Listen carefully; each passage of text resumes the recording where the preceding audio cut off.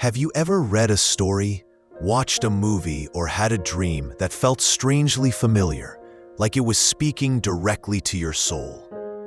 Why do myths from ancient cultures or symbols in your dreams feel so universal, so alive? Today, we're diving into what is the collective unconscious, a mind-blowing concept from Carl Jung that explains why we're all connected on a deeper level. Stick with me, because in the next 30 minutes, you'll discover how to tap into this hidden wisdom and transform your life. Let's start with a question. Have you ever noticed how certain stories or images seem to resonate with you, no matter where they come from? Maybe it's the hero's journey in a blockbuster movie, a recurring dream about a wise old mentor, or even a fairy tale from a culture you've never visited. There's something universal about these experiences, something that feels bigger than you. That's the collective unconscious at work. This isn't just some abstract psychological theory. It's a window into the deepest parts of who you are.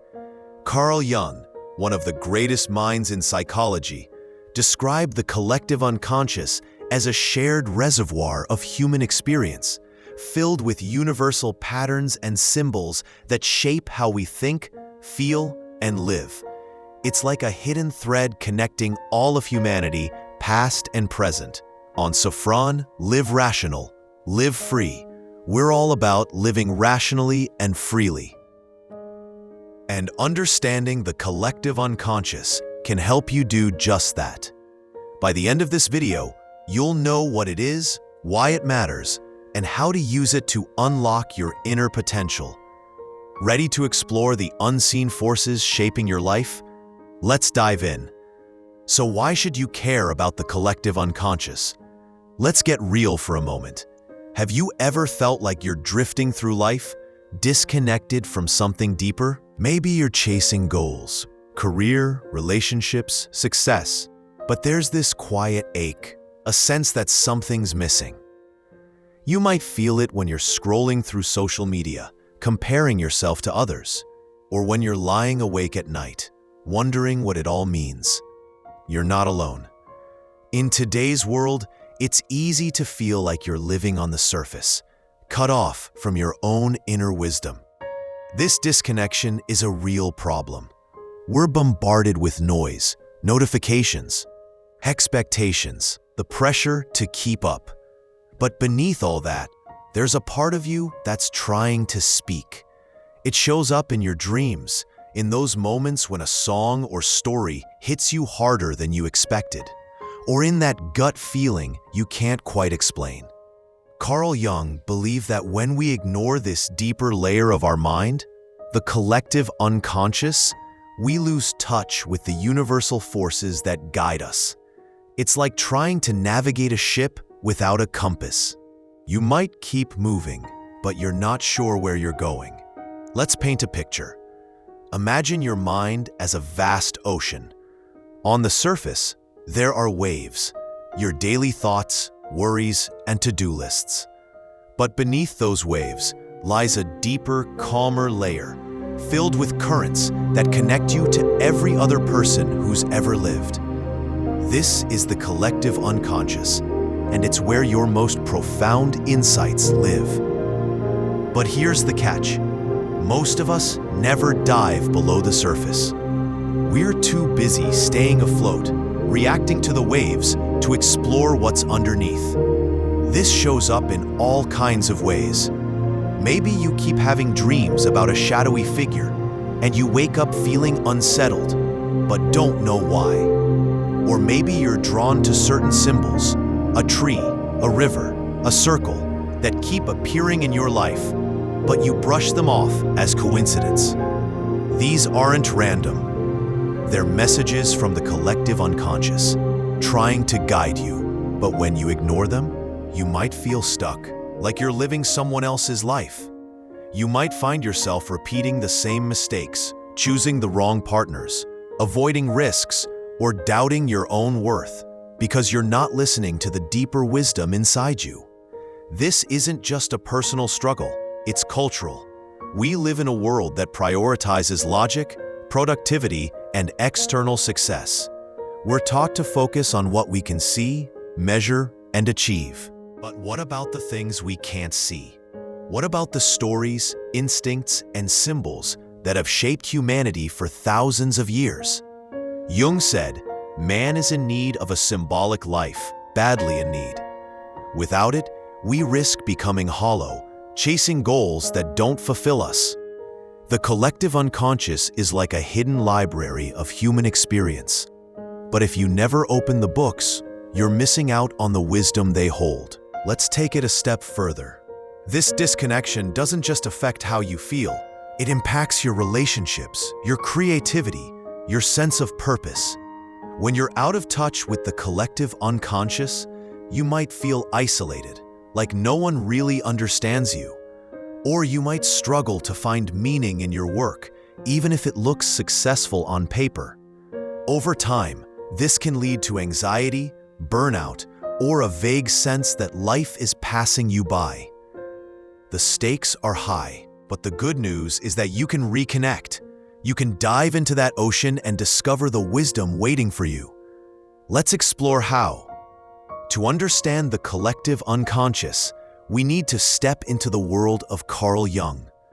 Jung was a Swiss psychologist who saw the human mind as far more than just a collection of personal memories and experiences.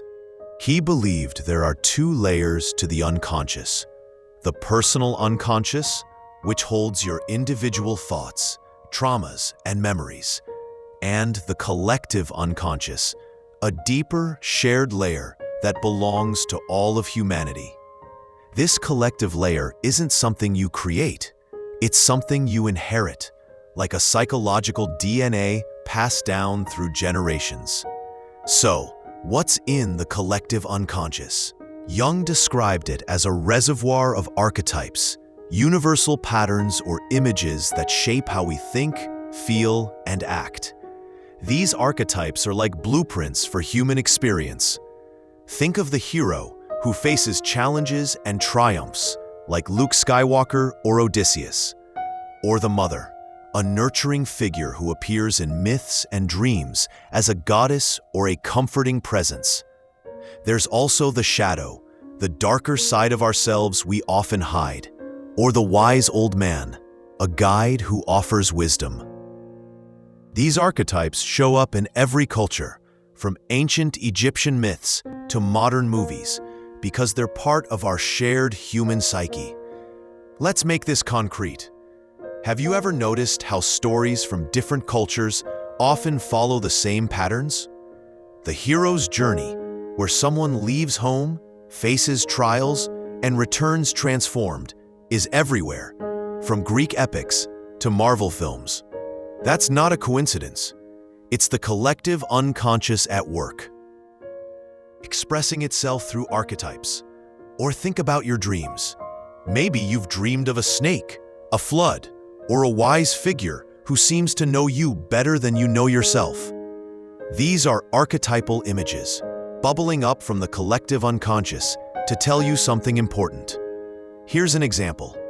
Imagine you keep dreaming about a dark forest.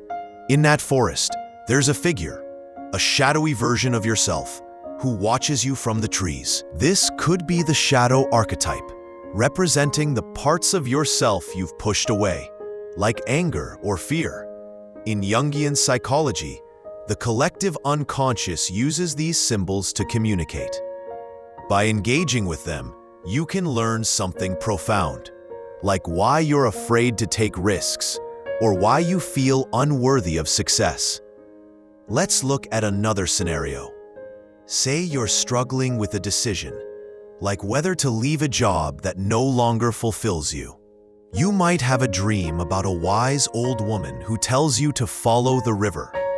In Jung's view, this could be the wise old woman archetype, a symbol of inner guidance from the collective unconscious.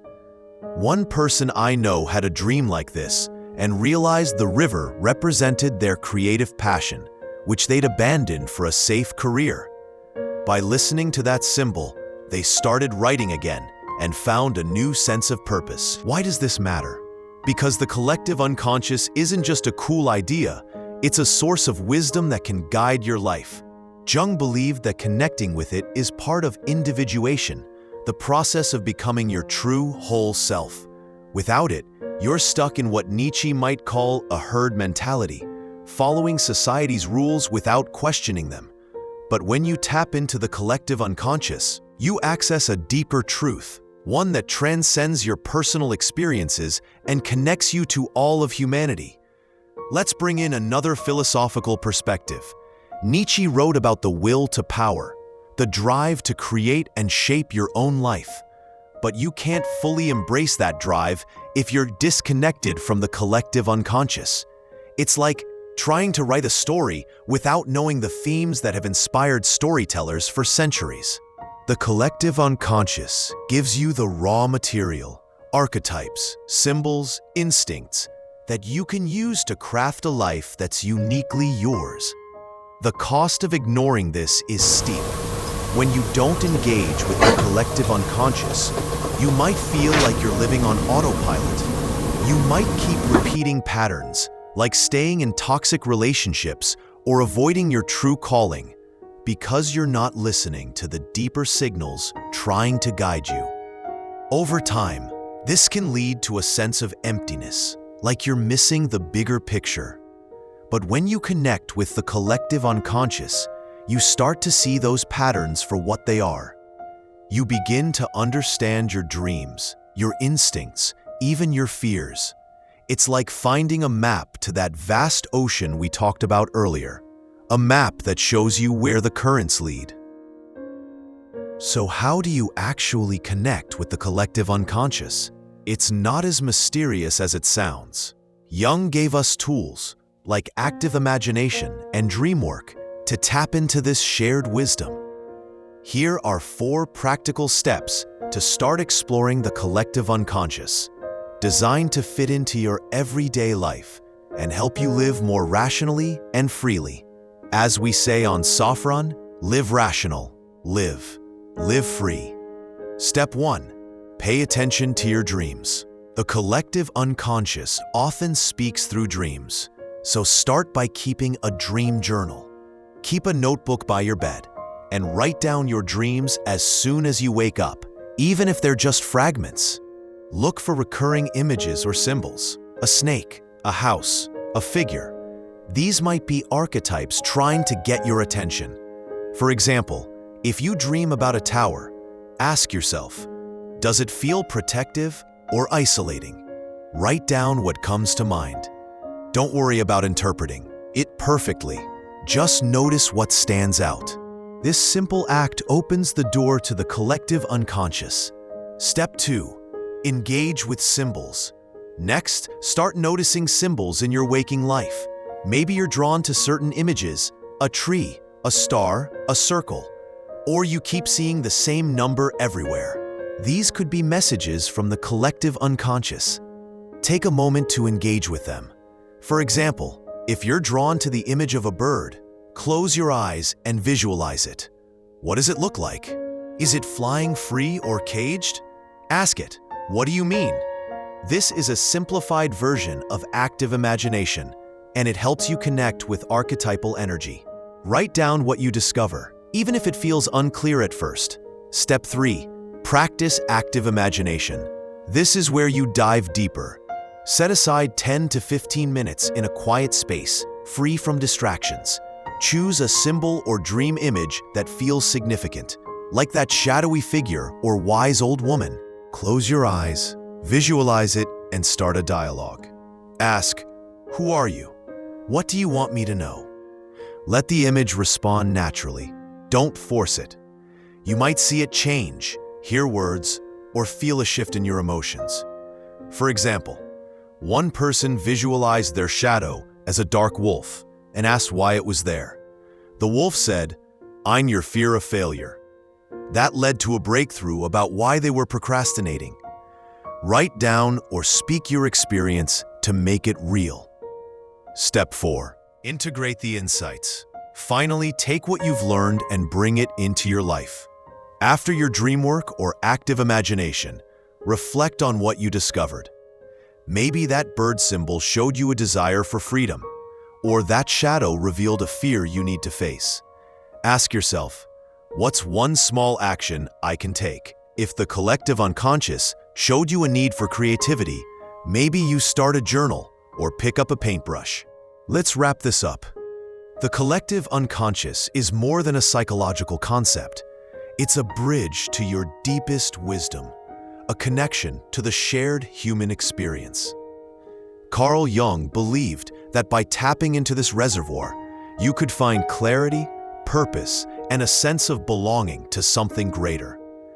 It's about moving beyond the surface of life, beyond the noise and distractions, and discovering the universal stories that live inside you.